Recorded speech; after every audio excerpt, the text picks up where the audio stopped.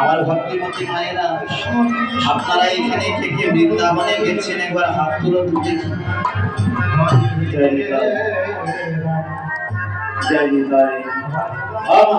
বৃন্দাবনে গেলে কি কি শোনা হয়, চতুর্দিকে খালি রাধে রাধে নাম, তাই না?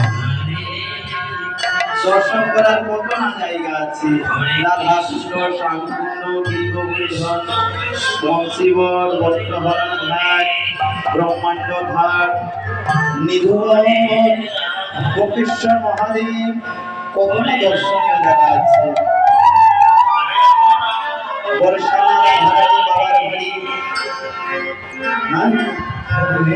রগলগাঁও হচ্ছে রাধারানীর জন্মস্থান, নন্দগাঁও কংসের কারাগার, অনেক কিছু দর্শন করার জায়গা আছে।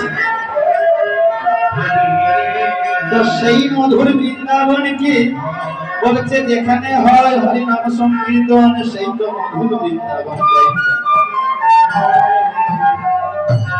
বলছে যেখানে হয় হরিনাম সংকীর্তন, সেই তো মধুর বৃন্দাবন। আর বৃন্দাবনে আসলে কি করতে হয় মা? একটু রাধারানীর জয়ধ্বনি দিতে হয়, রাধারানীর গাইতে হয়, তাই না?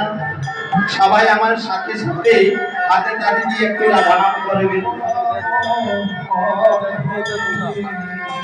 আমার সাথে সাথে সবাই হাতে তালি দিয়ে রাধানাম করবেন। জয় নিতাই, জয় গৌর।